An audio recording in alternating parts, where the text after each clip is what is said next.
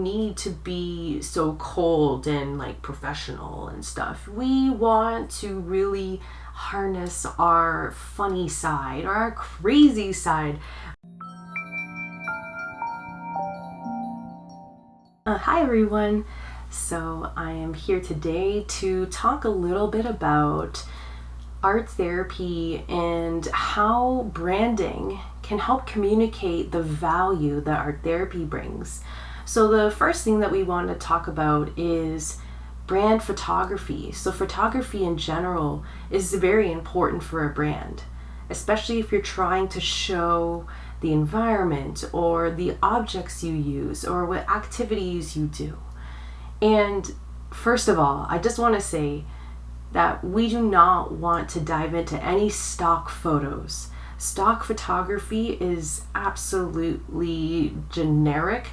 And what I mean by generic is, well, they just show, art supplies, or they show like people just drawing stuff, but it doesn't really showcase exactly what you do. And the thing that's lacking in these photos is you, because you need to be in those photos. And even if you have some candidates within the photo shoot, so maybe not your clients in general, but some people to come on board to participate in the photo shoot with you, or a mock-up workshop, that will help to alleviate, this whole perception of art therapy, because people don't quite understand, right? So the only way to help them understand is to really showcase art therapy as much as you can. Bring as much photography to the table as you can in terms of showcasing it through marketing materials, videos such as this one, or your website. Art therapy is very specific, right? So art making is a thing in art therapy, but it's a lot more than that, right?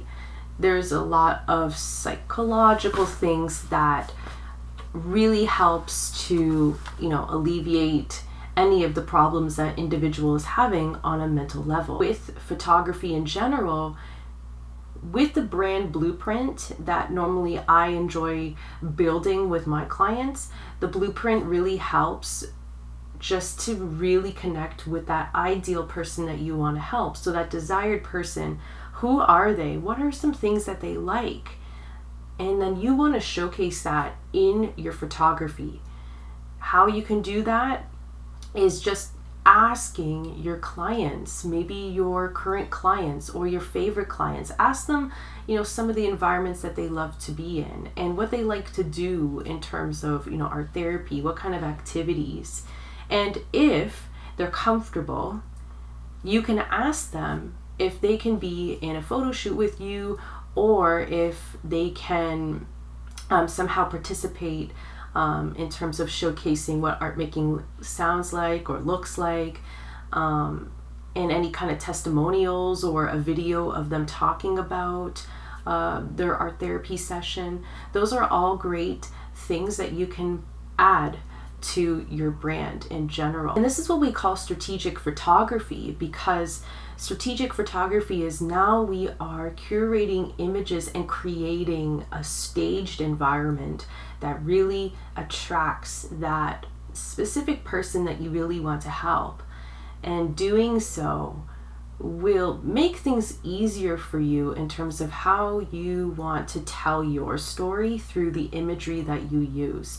So if you are more of an art therapist that is really focused on groups and group work, then you really want to showcase people in your photos, like lots of group people that are participating and working together or lifting each other up and having fun, because we want to showcase art therapy in a positive light, right? Sometimes if you're just showcasing like hands close up creating art, that's great, right? But does it really showcase the environment, the culture that the brand really showcases and talks about? And the culture really matters, right? Because that's where people kind of say, oh, okay, I really like that. I really want to be a part of that. And that will entice them to join. Please stay away from any stock photography. If you can make the effort to take your own photos, even if they're not the best, at least it's more authentic, that it speaks to you and you know the message that you want to speak to your people about, right? And if you got money set aside to hire a photographer, I would hire them, because they have the skill sets and they're able to stage your environment in a really good way that really highlights your brand and art therapy in the best light possible. And it would be good to find a photographer that kind of specializes in the area of maybe art making or expressive photography, something like that, because you don't want to hire a wedding photographer. They have a different niche in how they present photos to their client, and they might not have the right mood for that. So there's a lot of different types of photographers, so you have to dig a little bit. But I mean, there's so many photographers out there. If you can find one that really resonates with you, make sure you stick with them through the whole time that you're working with your brand and building your brand. And the reason why that I really encourage you guys to hire a brand photographer, even if it's not a professional photographer, maybe it's your best friend, or maybe it's your brother, as long as there is another person that can help you. Because here's the key: we need to see you in action as an art therapist, because people don't believe in art therapy because they can't see it. It's not tangible. There's nothing that you're showing them, right? You really have to showcase yourself in action so that people can see exactly what you do and what you bring to the table and what others say about you as well. So again, tapping into talking to your clients, if they're comfortable with sharing their story, and letting them be in the photos as well. So that's why I say that take the time and the effort to build a good image bank. So a bank meaning like you have a folder full of images that you can pull from easily and you are confident in using them. That's why I really speak highly of hiring the photographer. Allow them to take as many photos as possible, and don't be afraid to be expressive and be funny. We don't need to be so cold and like professional and stuff. We want to really harness our funny side or our crazy side. We want to just be expressive, because that's what really art therapy is about. It's about expressing yourself. So if you're going to be a stone cold looking art therapist, it might turn people off. That's why you want to make sure that you're harnessing art therapy in the most positive light as you can, through the photos, through any kind of storytelling that you do within the photos.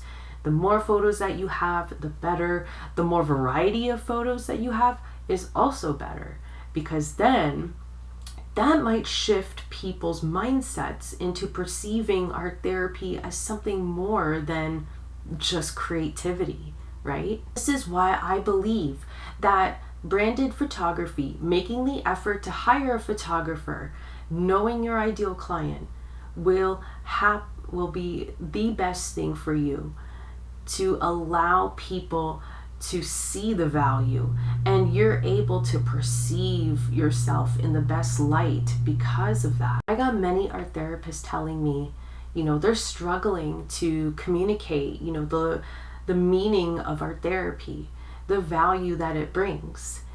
But what you can do here is use the power of photography to eliminate any of that stigma around art therapy, because if you have more proof and more, things behind the scenes, I think people will change the perception of art therapy.